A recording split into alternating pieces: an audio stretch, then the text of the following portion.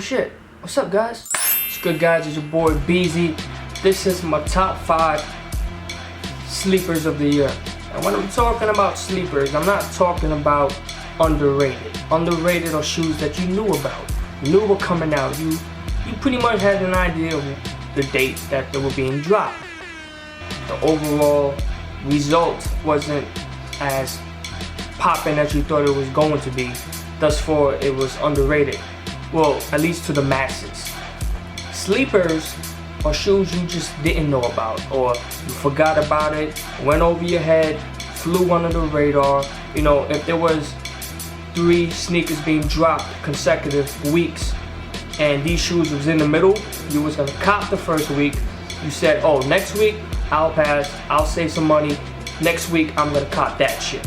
Those are sleepers. Some of the shoes on my list, there's a couple of shoes that came out the same exact day as some of the more hyped up shoes of 2015, but I went with them because they just as fire, or even more. So let's jump into it at number 5.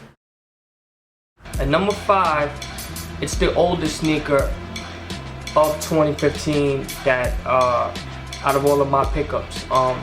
You know, I sold a bunch of pairs throughout the year, but there was just something about these that I just couldn't get. I couldn't let go, and it wasn't that, oh, I couldn't get them again. These had no resale value, pretty much. They were going for retail. Sometimes they were going under retail. You know, I'm a big fan of the model, of the silhouette. I fucked with these heavy last year, and you know, they stuck with me throughout the entire year. These are number 5. The Bait and Saucony Shadow 6000. CW5, Cruel World 5s, the New World Water. I mean, besides just the whole initiative that Bait was doing with the series of the Cruel Worlds, which I supported a lot. These were probably my favorite out of all of them. You know, I love the 6000 model, the silhouette. You know, it's 6000 is my first runner that I bought when I first entered this game. And you know, sometimes 6000s, the shape of them looks a little different, but this is one of my favorite 6000s silhouette wise ever. I mean, it's just a mean looking shoe. You know how the front is real sleek and it's sharp at the tip. I've said it before in like on Instagram when I took pictures of it, that looks like a shark, just like the teeth right here. It's just a mean, aggressive looking shoe, real fire. I support the initiative behind it, and just the colorway is a classic colorway. It's you know, navy blue, you know, with like a lighter like glacial blue, just real dope. And the materials are surprisingly very well done. I went to a couple of Yankee games this year, and I've worn these every single time I've stepped foot into Yankee Stadium. A really dope shoe, a slept-on shoe. I mean, just look at them. I mean, that's why they make the list. Number 5, CW5s. Coming in at number 4 is a pair that I honestly don't know why I bought them. Like, what made me buy, what forced me to enter my PayPal and click purchase. These are the Bodega and ZX Flux Consortium's 2001 Space Odyssey. You know, when I first seen these, I'm like, these are pretty solid. You know, especially I'm not a fan of yellow. I don't wear yellow or orange. The yellow and the orange are like the 2 major colors on this shoe. Besides the black, which you already know what I think about black. So it was surprising to me that I really wanted them, and I couldn't understand. There was just some intangibles about the shoe that I really wanted, you know. And I was like, man. So I did it. You know, I pulled the trigger, and I'm very, very happy. When I first got these like in person, I was like, wow, I'm very impressed. Real dope, simple shoe, but then the highlight of the shoe is definitely stitched underneath. You know, the woven underneath these shoes is all 3M. Those dots that you see right there are not just white underlays or anything. Those are all 3M. And what surprised me about the shoe when I got them, besides these, I kind of knew that these were 3M. Inside this mesh, you can't even see it. Inside this mesh, right here on the inside of the ankle support and right here on the outside are also 3M.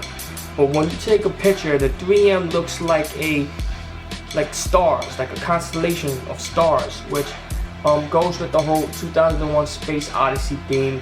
And I thought that was ingenious because they didn't even promote that with a few, you know, the promotion was not many, you know, it wasn't a lot of hype around it, like I said, but they didn't even show those in pictures. They showed this part because it's so undeniable that 3M really pops, really shines through the black. But I did not know about this part and inside here, and when I took a 3M picture of it, I was really wowed. You know, these shoes went on sale recently. I think somebody I know on IG recently picked these up on sale, and they were very happy about it, and I'm glad he copped a pair. But yeah, ZX Flux from Bodega, very slept on. At number 3 is another pair that I didn't really know why I bought. Upon seeing the pictures, I wasn't too sold on them, you know. I mean, I saw a teaser picture of the colorway and I was very intrigued. I was like, that looks promising. And when I seen the full picture, and mind you, I'm a fan of this model, I don't know, it didn't catch my eye as much as I thought it was. It was a little disappointing after seeing the full picture. And they also dropped on the same day as the Bait and Asics Nightmares, you know. So, you know, people wasn't really looking at these. I'm so glad I bought them. And you know, I'm very big on wearability. Even though the colors are a little bit kind of out there, it's still very wearable. You don't need to match every single color. And these were one of my most worn in sneakers of the year as well. The West NYC Saltwater Fishing are my number 3 sleepers. You know, these are shoes that, you know, when everybody was still in the hype of the Bait Nightmares, and I got these in hand, I was like, wow, the materials, like the suede here, the grip tape here, and the grip tape back here. You know, just the execution of the shoe, the concept of the shoe, you know, the materials used, the quality, you know, the colorway, you know, it had like a 90s old school like runner theme. It really impressed me, and I like these more than the Bait Nightmare.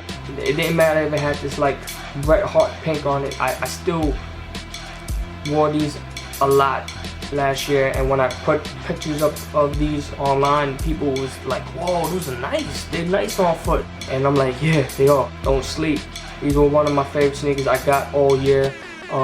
I wore them a lot, you know.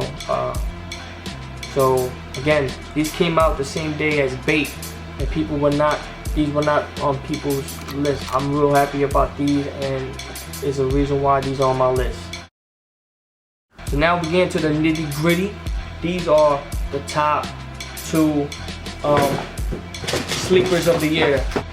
These came out the same day as one of the most hyped up shoe of the year. Came out when a Ronnie shoe came out. So, Karhu Aria 95, the Helsinki Station. I mean, these are fire. You guys already know how I feel about these.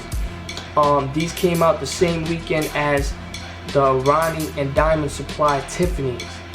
And while majority of my friends were at Kith waiting online for those, I hopped on the bus right after work on that Friday.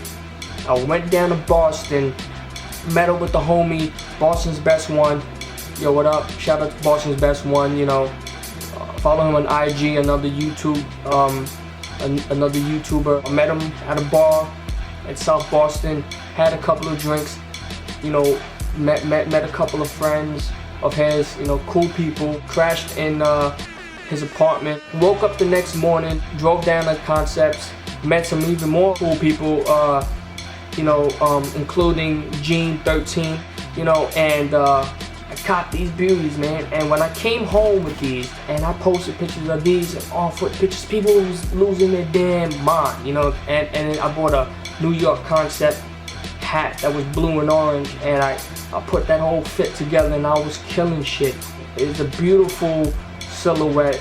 It's gel-like 5-isk, you know, kind of, but it's much more comfortable than the GL5. These are much more lighter than the GL5. I mean, and the materials that were used, you know, at this front portion, you know, great color blocking. You know, you got this like mint teal, and then this blue, and then like this navy blue, and then the orange. I mean, and the shoe is fire. These were limited. They did not drop. They didn't drop in like Concepts New York, I believe. I think they just dropped at Cambridge and online, and they sold out. It sold out. You know, it took like a day or two to sell out, and that's it. I don't remember if there was a global release. I forgot. People slept on these, man. They went after the diamond, but these, when I first seen these, caught my eye. I think it's this Nick blue and orange. You know, I'm a Knicks fan, and I had to get these, man. I went to Boston for these. A New Yorker, hopping on a bus, going to Boston, going out there, meeting new people, meeting Boston's Best One, meeting Gene, a couple other guys out there, and these shoes is just fire. Carhu 95s. Now, for my number one, these are one of the most worn sneakers of the year for myself. Pretty loud and not for everybody. And this is another Boston-based collaboration. Another Bodega. These are the Terry Blaze, the polka dots, whatever you would like to call them. These are the Reebok ventilators. And Bodega Terry Blade polka dots. I mean, fire. Again, like I said, not for everybody. My 4 main colors, red, gray, black, and white, you know, is prominent on this shoe. You know, I loved it, man. The materials is surprisingly very well put together. You know, this tumbled, soft black leather here on the mid paneling with this red suede. It pops very well. You know, the gum bottom is also another feature of the shoe that really makes it pop as well. I admire Bodega. They are just one of the most like fearless brands out there. They don't go, you know, they always go left field, and I respect them for that. Let me just show you both shoes real quick. On the tongue, where it says Reebok, the logo, you got red on this side, you got blue on this side. The inside of the sole, on the right pair, you got red. On the left pair, you got blue. So before Kendrick Lamar, you know, picked out a ventilator and wanted to make a red and blue shoe, you know, I mean, I guess these were the first ones. There you go, man. #1 sleeper.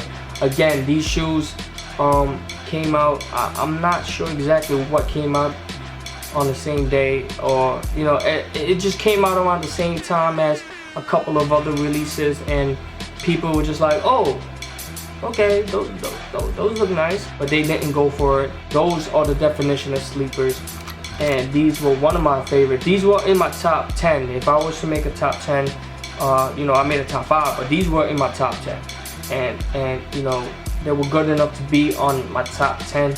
They are the #1 sleepers of the year. A beautiful shoe. Bodega got 2 on my list. Sleeper Kings of the year, Bodega.